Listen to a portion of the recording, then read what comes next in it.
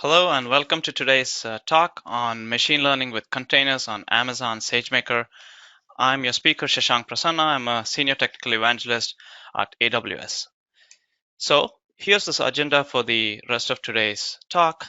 I'll start off by talking about some of the key challenges that data scientists, researchers, and machine learning developers face with setting up machine learning infrastructure. And then we'll talk about how containers address some of these challenges. After that, we'll take a closer look at how you can scale deep learning workloads using containers on Amazon SageMaker. And we'll do this through three different examples. We'll first take a look at an example of how you can use your existing TensorFlow training code and adapt it to SageMaker so you can run this at scale. We'll then take an interesting look at an interesting example of hyperparameter search experiments, running large-scale hyperparameter search on multiple CPU and GPU instances. And finally, we'll take a look at a distributed training example using TensorFlow and Harvard. Everything we'll discuss today is applicable to any machine learning framework in general. We're just using TensorFlow as an example. We'll wrap everything up with a summary and Q&A and some resources and next steps as well. So with that, let's jump right in. So machine learning setups on AWS looks something like this today. If you're a developer, researcher, or a data scientist, you are really looking for four key ingredients. You want access to compute in terms of CPUs and GPUs. You want access to storage so you can keep your training data sets and also train models and metadata and other artifacts that you generate as part of training. You also want access to source control. That way you can track your changes but also collaborate with others. And then you want access to optimized machine learning frameworks so they can take advantage of your CPUs and GPUs. And specifically on AWS, this translates to a P3 instance with a GPU, Amazon EBS volume that you mount to your EC2 instance, S3 where you save your backups of your data and also artifacts, and code commit or GitHub if you're collaborating in public with other members. And majority of our users use setups like these for their machine learning workflows, but there are several challenges with this setting. And at a high level, um, software management is one of the biggest challenges because open source machine learning stacks are incredibly complex. And we know this because of the wide range of support for CPUs and GPUs and different drivers and libraries and instruction sets for these hardware. And on top of all of that, the community is moving so fast that it can be really challenging to continuously build, test, and ensure that everything's always working. And second, the developers and data scientists working with machine learning tooling aren't really hardware experts, and optimizing the full stack to make sure you have the latest GPU libraries, the latest drivers, and everything's working as expected. And if you really want to take advantage of your hardware, you have to build software from source using all the right flags for instruction sets and all that. So it's time consuming, and in many cases, if you're not performing these steps, you're really not getting the full performance of the instances that you're already paying for. And third is collaborative development is hard because of the complexity of the software stack, and sharing your training code or script um, may not yield reproducible results because of changes in infrastructure, changes in your production environment, and stuff like that. And finally, scalability is an issue because the setup I just showed you is great for a single user doing machine learning training and inference workloads. But then when you want to scale out and do distributed training or run large scale hyperparameter search experiments, you have to start thinking about infrastructure management and schedulers and orchestrators. So all of this can be very challenging, and I'm sure there are many others that you face as you set up your machine learning environments.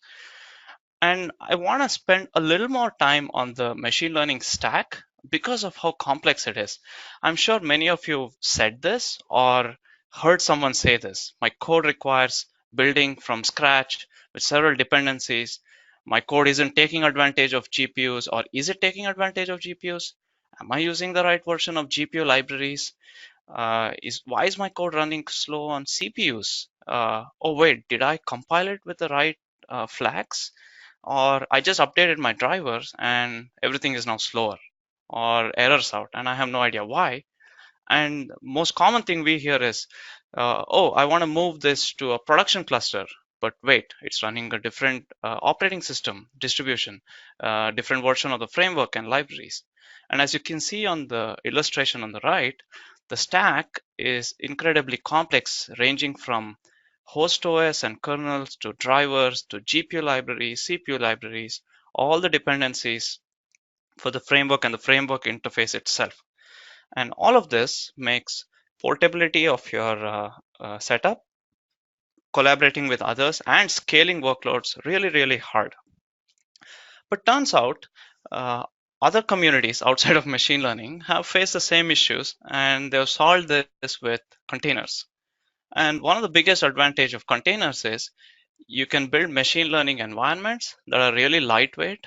They're portable because they package up all your training code, not just your training code, but also your dependencies and configurations. And they're easily scalable because there are several infrastructure tools that allow you to scale containers. And then they're consistent environment, so you can take them from your development environment to your production environment or also collaborate with others.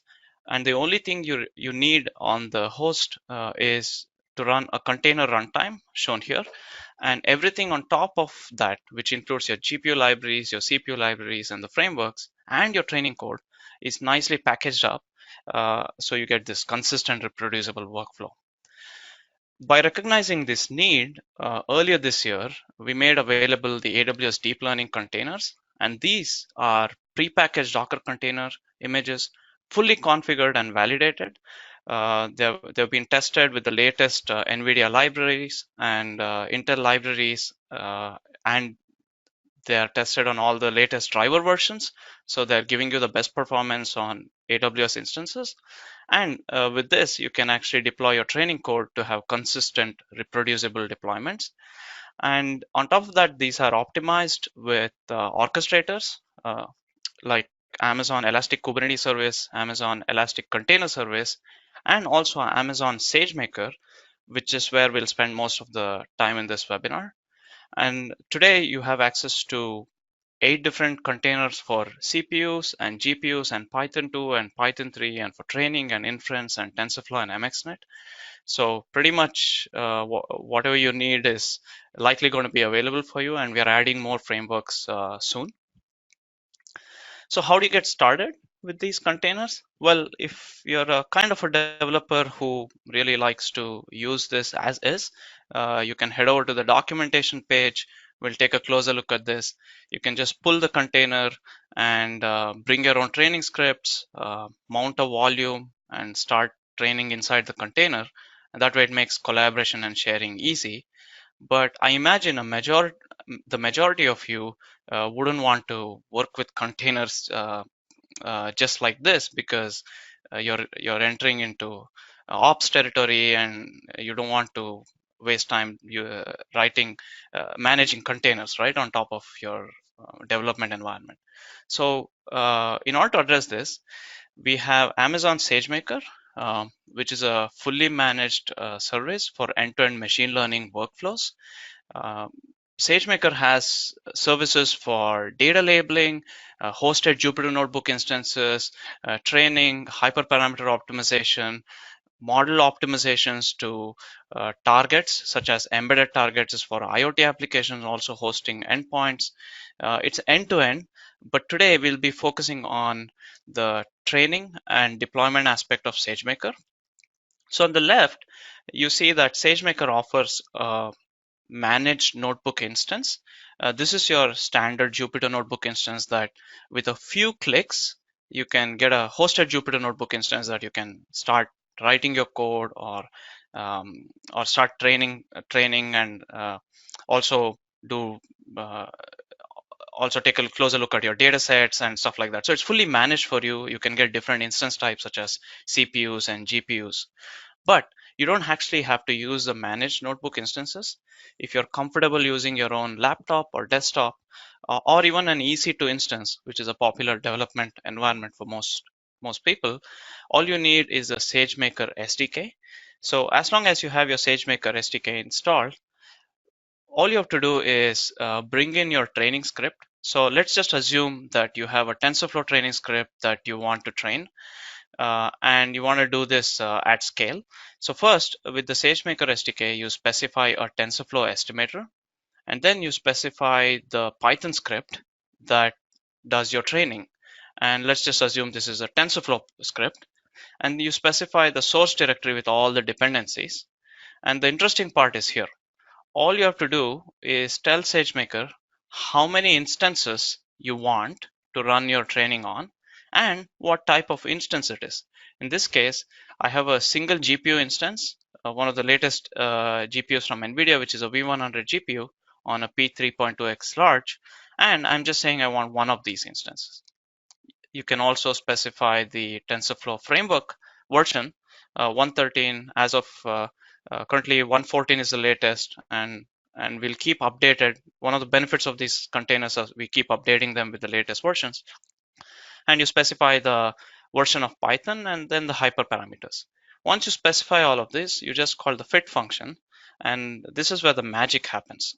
As soon as you do that, the SageMaker picks up your training script and all the dependencies and pulls the relevant deep learning container. In this case, this is TensorFlow 113 for Python 3, and downloads the training script into the container image, and then goes and requests for the resources that you requested. In this case, you are just requesting for one instance, so it'll go spin up one instance, and it's fully managed for you. It'll spin it up, it'll run your training script, and shut it down. And for data sets, it'll interact with the Amazon S3, where your training data sets are located, and it'll make a copy of that inside the container to run your training. If you have data sets that are large, like hundreds of terabytes or petabytes, and you can't really copy all of it to your instance, SageMaker has ability to stream that data to the instance as well. And in this simple illustration, we're just saying one instance, but you could request for 16 instances or 32 instances, as we'll see in one of the demos. So with that, let's jump into some code examples, because that's the interesting part. Here, we're going to start with a TensorFlow deep learning container. The example we'll be solving is image classification using this Hyperparameter dataset. I know this is a common dataset. It's a fairly easy problem, relatively easy problem, but we're using this as illustration to illustrate how you can actually start by taking your existing training script and then making minor changes so that it can actually be run at scale using Amazon SageMaker. And then we'll test if your code is actually working, and you can test this locally. The SageMaker SDK will make a copy of run the container on your local machine, if you're running it on your laptop or your desktop or a hosted SageMaker managed Jupyter instance, to make sure everything is working. And if you're happy with it, you can actually switch with a single argument. Say, I want to run this on 8 GPUs, right? Then SageMaker will go run that. With that, let's jump into our demo. Okay, so first you log into your AWS Management Console, and you're greeted with this familiar Management Console homepage. And in order to launch SageMaker, just type SageMaker in the search bar. And if you're like me, you can keep a shortcut right up here because I use it very frequently. And once you click SageMaker, you're greeted again with the SageMaker console. And there are several different options here. Let's break this down one by one. So I mentioned SageMaker is an end-to-end service if you're new to it. So there's a training aspect, there's a data labeling aspect, there's hosted Jupyter Notebook instances, and services for training and inference. For the rest of today's demo, we'll only be focusing on these three. We'll assume that your data set is already labeled, and you can start building your neural networks and training. A little further down, you will see a dashboard of all the notebook instances that are running, the training jobs that have finished, that have failed, hyperparameter tuning jobs that have finished, that have failed, and also if you're hosting any model endpoints. So let's quickly get started by creating a notebook instance. I have a notebook instance running, which we will use for this demo, but I'll also show you how to create one. It's fairly straightforward, few clicks. You just need to specify a name first, test notebook, and then you want to specify an instance type to run this notebook instance on. As I mentioned, this is a fully managed notebook instance, and you don't have to use this. If you prefer developing on your own laptop or desktop or EC2 instance, you can do so. Uh, this is fully managed, so you get the flexibility of running this on your browser no matter where you are, and better integration. Uh, I recommend starting off with a relatively low powered instance, because recall, as I mentioned, all your training jobs don't run on this instance. They actually run on a SageMaker managed cluster. When you specify, I want 8 GPU instances, it'll go actually spin up that instance and run your jobs there. So I recommend either using an M instance or a C instance, so that you have enough memory and you can explore your data sets if you want to for prototyping. Create your IAM role and it'll guide you if you don't have one, and you just hit create notebook instance. And I won't do that now because I have a notebook instance running. It'll take a couple of minutes, and once the instance is running, under actions you will see two different options. You'll see open Jupyter and open Jupyter Lab. You can choose either. I like Jupyter Lab because it has a better interface. As soon as you click on that, it'll open up your Jupyter notebook client in a moment. So I have my client up and running. I had a couple of notebooks open, so my state was saved and it just resumed. And you can create, you can clone Git repositories if you want right here in the notebook instance and get started. So for this example, I'm going to start with a very simple script here. So let's do this. Let me run the first few cells so that it can execute training, and then we'll walk through the steps. So I'll just run through 1, 2, 3, and 4.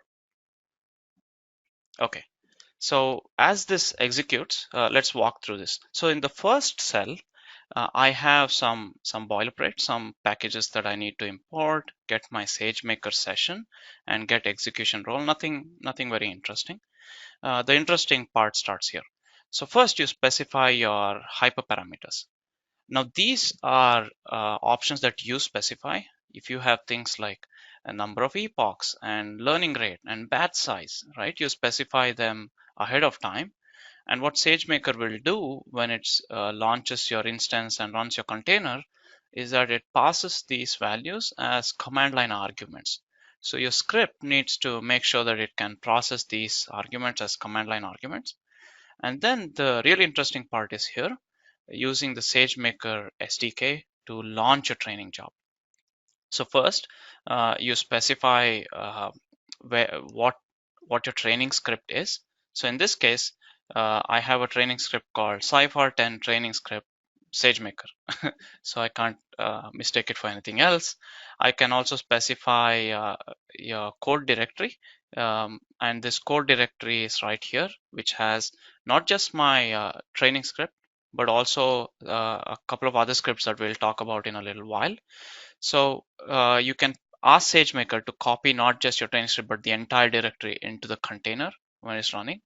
And then I specify, as we mentioned before, the train instance, the number of instances you want, and also where you want to run it. Notice that I have something called local GPU here, and not like a P3 instance or a P2 instance. So why is this? What I'm telling SageMaker to do at this point is, instead of running your container on a SageMaker managed cluster, let me test out if this works well, and let me run it locally on my machine.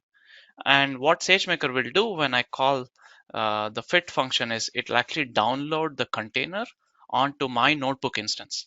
Now, if you were running this on your own desktop or laptop, it would actually download the container onto your own desktop or laptop and copy this code into the container and then start training. And we can quickly verify this by opening up a terminal.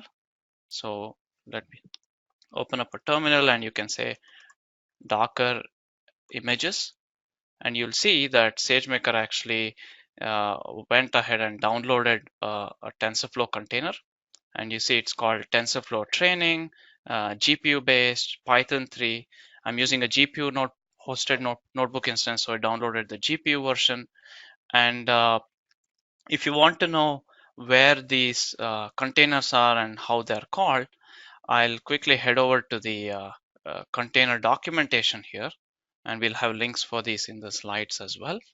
So in the documentation, if you scroll down, there's a whole list of container images and their URLs. So here we have TensorFlow 114, we're using 113, and we are using GPU. So this is the container we downloaded for my region, which is US West. If you wanted to work with these containers outside of SageMaker, you could simply pull this container and start working on it. Fairly straightforward. So let's head back to our Jupyter Notebook instance. So once you specify your estimator, you then specify where your datasets are. Your datasets are in S3 for SageMaker, and I have it in the train, validation, evaluation directories. And once I call the fit function, this is where the magic happens. SageMaker gathers all the information you shared and figures out which container you need, where your hyperparameters are, and you can see all this output of the container log right here within the notebook instance. And once it finishes running, you will get information about, um, let's go back to the test and loss accuracies. So once it finishes running, you'll see that you have your epochs here, epoch 1 and epoch 2, epoch 1 here and epoch 2 here. That's because we only asked for it to train for 2 epochs, and you'll see some pretty terrible accuracies because we're not really running the full training run. We just run it for 2 epochs. But this is good validation for you to make sure that, okay, everything's working. Now I'm ready to train at scale. You can also test if this code, if you can deploy this container for hosting your endpoint. And again, you can do this locally. So if I use the same object, the same estimator here, and with the single, we call this one-click deploy because with a single line of code, you can specify the instance count, and you can specify where you want to run the inference on. In this case, I'm saying, let's run this locally on my system as well. And then you can switch this out to a different instance when you're ready, as we'll see in a moment. So as soon as you run this, again, it will go ahead and go download the latest container, and it's still downloading right now. So it'll go download the inference container in this case, and then download your model from S3 and start hosting an endpoint. While this is happening, let's head back and see where our data set is in S3, and let's open up Amazon S3. And here I have a bunch of different buckets, but I have a dedicated one for this webinar called SageMaker Container Webinar. And then here you will see that not only do I have my dataset directory, but I also ask SageMaker to dump all my training results here. And then you can go back and take a look at the dataset location. So all you need to do is provide this URL as I did so here earlier on here, and it just made sure that all the data was copied onto the container. Okay, so now we have our endpoint hosted.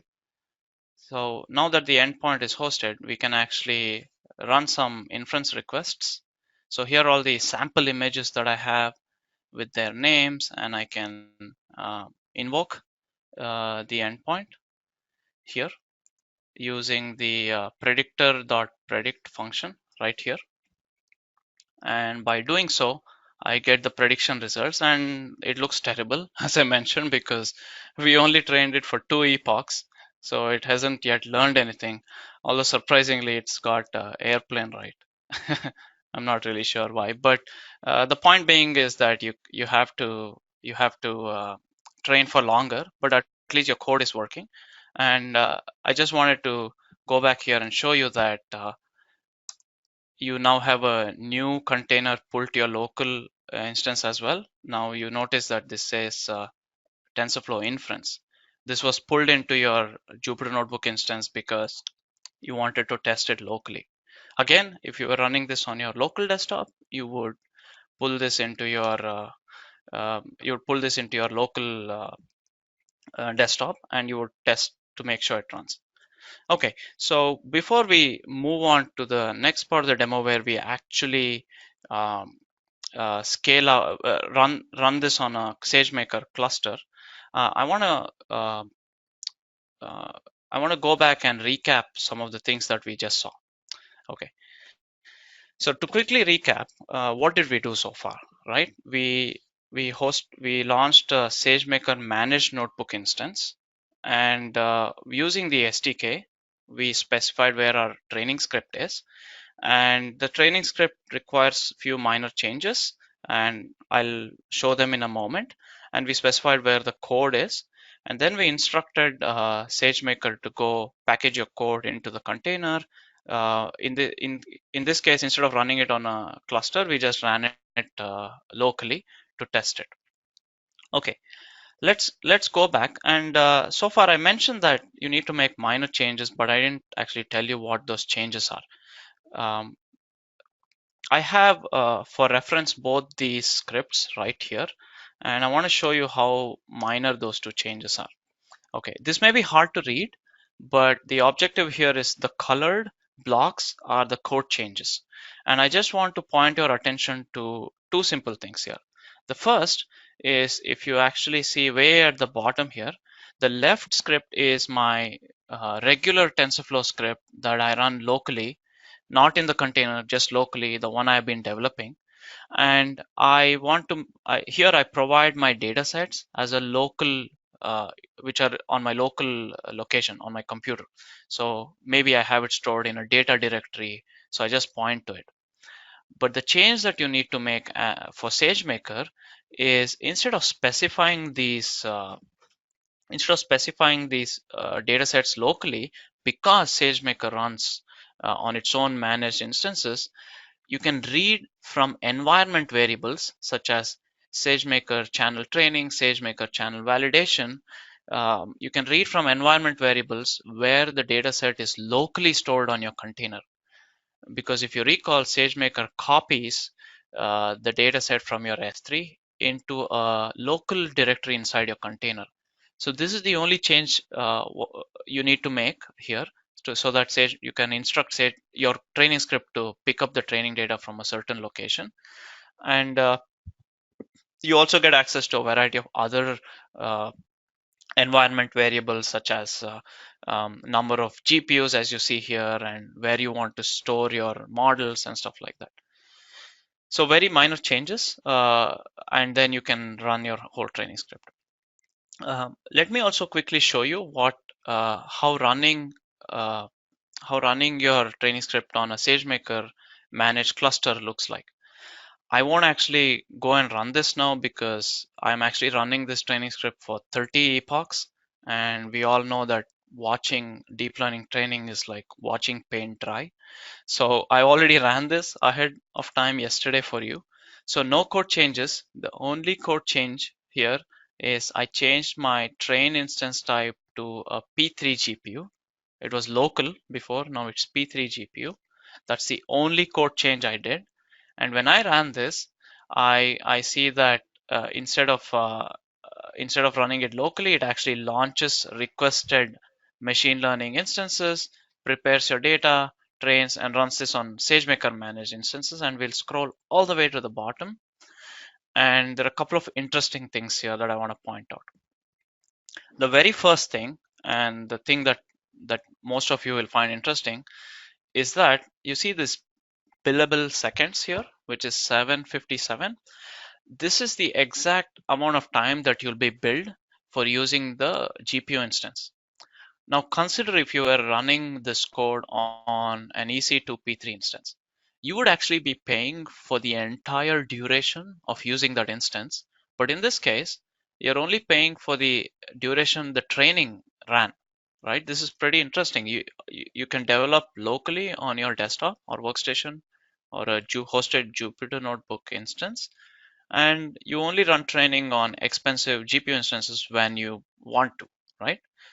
The second thing that I want to point out is that um, the accuracy results right here. You see that it's not zero point 0.1 anymore. It's actually 80% accuracy, not 10%, because we actually ran it for uh, 30 epochs in this case. And after that, we hosted the model. I went through the same steps of invoking the endpoint for predictions, and you see it's pretty good. You get pretty good predictions here. I think it got ship and truck wrong, but everything else is great, right? I'm sure there's still room for improvement, but with one line of code change, which was just changing your instance type from local to ml.p3.x large or something else, you were able to run this in a much more powerful instance at scale. So with that, let me head back to our slide deck. Um, so hopefully the workflow for SageMaker is clear now. You are decoupling your development and where you actually run your training. This way, you have control over where you're developing your code, and you can be assured that if it works in a container locally, it'll work on SageMaker as expected, thanks to capabilities of containers. We'll now take a look at a second example, which in my opinion is much more interesting and really brings out the advantages of containers and running workloads at scale. So here we'll look at the problem of hyperparameter optimization. So what are hyperparameters? So if you look at the table right here at the bottom, so these are all my bad. These are all hyperparameters like learning rate, batch size, momentum, and optimizers. And there are many more. And these are options that you set ahead of time before you even start training, right? As I showed you in the notebook, you set your batch size to 128, you set your momentum to zero point 0.9, you set your optimizer to STD. Why? Because you think that's good, but maybe there are better options, right? One way to find the best hyperparameters is to actually go through a wide range of these values and pick the best one. There are different strategies, and SageMaker supports Bayesian optimization, which is a little more systematic, um, or supports random, wherein you specify distribution and randomly samples from a set of values or a distribution. And there are other methods as well. There's a grid search where you actually do a more exhaustive search. You can also plug in your custom hyperparameter search strategy. It's a whole area of study, and people spend a lot of time on it. But in this case, I just for illustration, I want to show you a random hyperparameter search job. And on the right in the picture, you see that once the job has finished running, it automatically spawns all these different training jobs on different GPUs, and it also reports to you the accuracy of each of these different models. And you can see that some of these are better than others, and then you can go and pick the best one if you want to. Maybe this is the best one, so you go pick that one. But then also it ran for too long, so maybe you don't want that one. But in any case, it gives you all the results and you can choose what you want. With that, let's head back to our demo.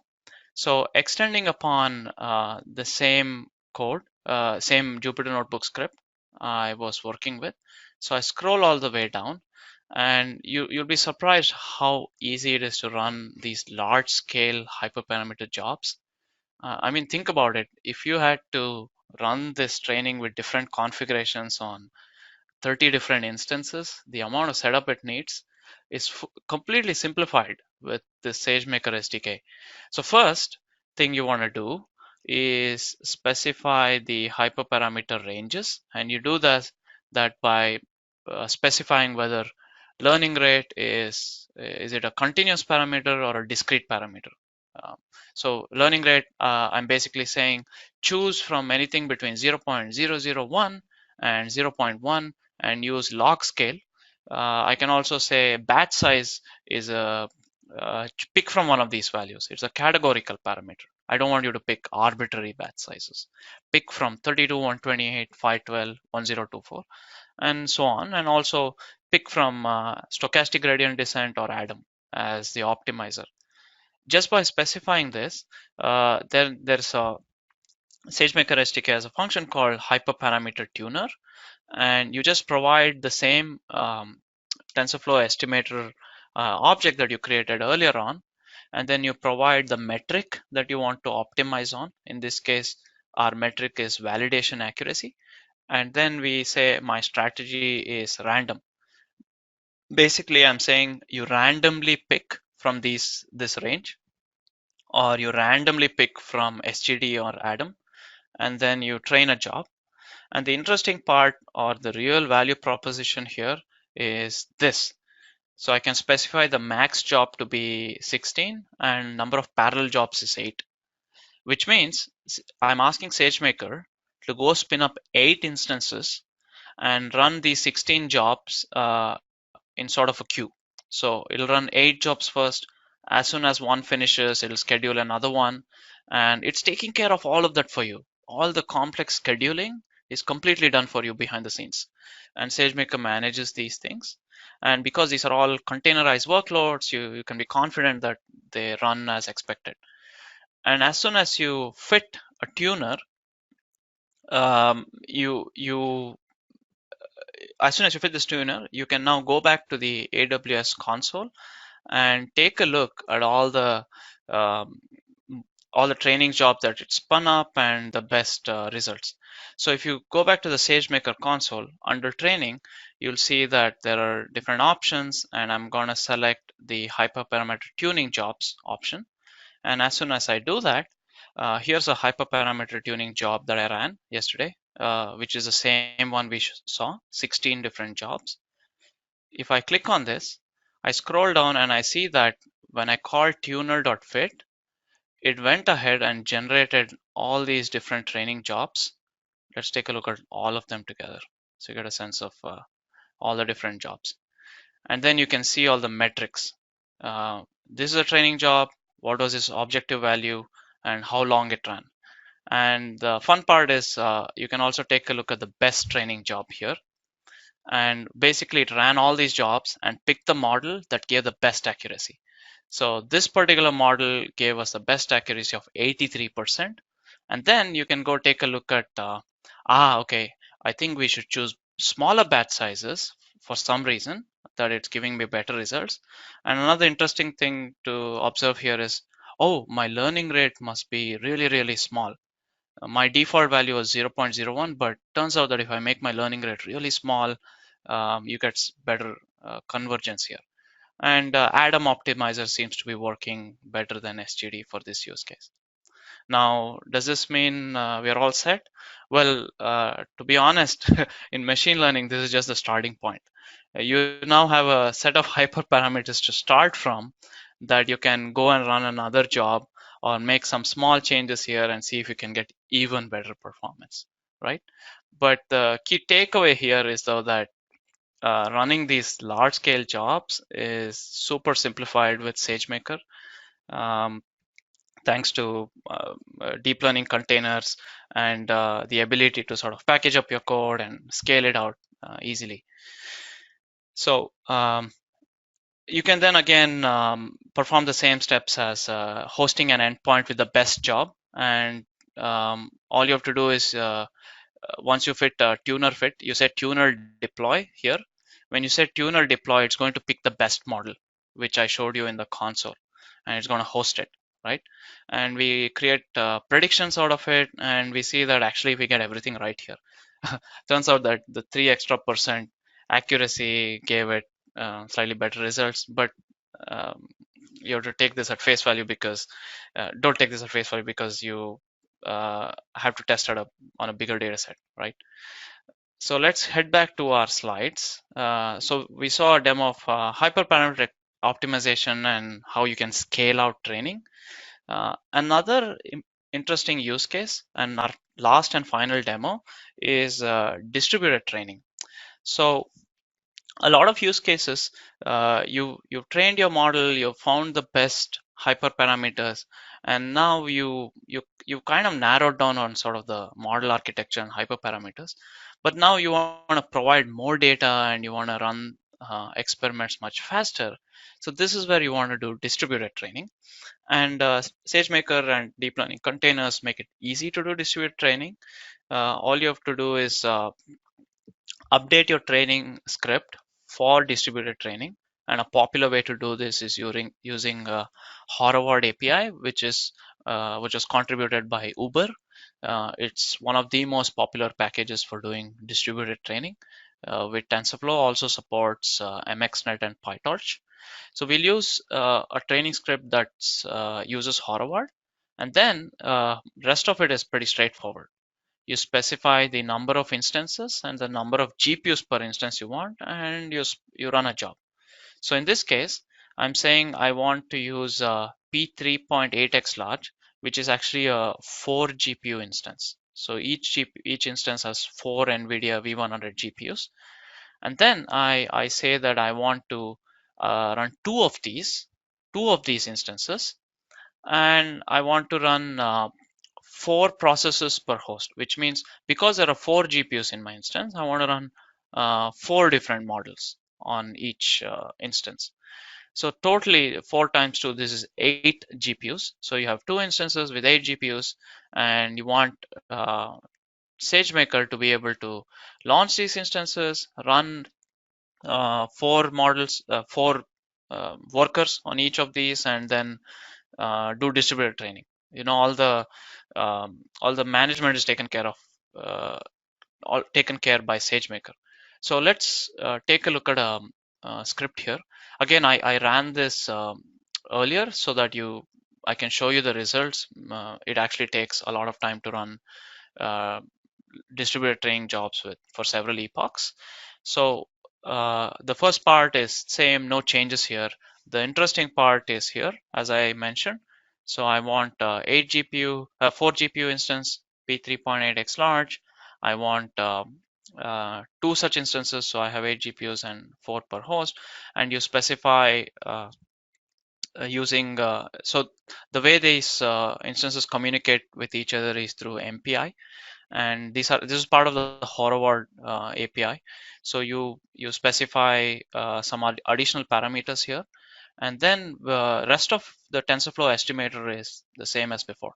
So in this case, I'm presetting all the hyperparameters, so I don't pass it as command line arguments. I'm just specifying epochs and batch size. Rest of the code is the same thing you're familiar with. I just showed you. I specify my entry point, which is my Horvath script, and the role and the TensorFlow version, and so on and so forth. I just specify this. I say fit, Horvath fit, again after specifying where my data set is, and it'll go and run the training jobs on all these different instances.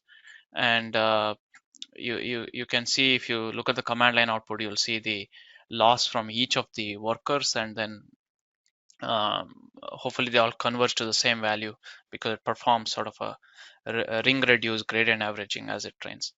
But that's the workings of distributed training, and I encourage you to read it if you're interested. But if you just want to use it, SageMaker makes it easy. And the next few cells just show sort of how the accuracy increases over time with different epochs. And again, the script I'm showing you is part of is on GitHub. These are examples that you can run out of the box. And an interesting observation on this graph is that you can see that the training accuracy and the validation accuracy haven't plateaued, which means I stopped at 30 epochs. I should actually go on to 50 or 100 epochs and see how this behaves. Um, so that was a quick overview of the distributed training, and as you see, there's not much different than what we did initially. So let's head back to our slide and start to recap. One of the questions that we commonly get is, great that I can use deep learning containers, and great that I can use all the SageMaker built-in estimators. But my company or my research group, we use our own custom framework. We have a fork, or we have our own software. Can we still take advantage of SageMaker to run hyperparameter search experiments or run distributed training jobs? And the answer is absolutely. So there are documentation and code examples that show you how to do that. So you can actually either start with AWS deep learning containers or bring your own. If you bring your own container, you're obviously responsible to make sure that the framework or the tooling inside the container is all optimized and works all right. So here's some links to help you get started there. So we covered a lot of ground today, and I'm sure it was overwhelming for some of you, and pretty standard for a few others. But I just wanted to take a few moments to sort of quickly recap everything we heard today. I mentioned a few challenges right at the beginning. The first was software management, and you can see that using deep learning containers as lightweight, portable, fully configured and packaged software, you can really simplify your software management. And AWS keeps testing and validating these and updating them as there are new versions of drivers, new versions of libraries, new versions of frameworks. So you can only focus on the training and development part, but not managing frameworks. And we have teams that are experts in hardware that make sure that the frameworks are optimized for CPUs and GPUs with the latest versions of NVIDIA libraries and Intel libraries. Again, if you're running this on a C5 instance or a P3 instance, we choose the best approach for each, so you don't have to worry about it. The third is collaboration becomes really simplified when you start using containers, because you're not just sharing code, but you're sharing the entire environment, and which almost guarantees reproducibility.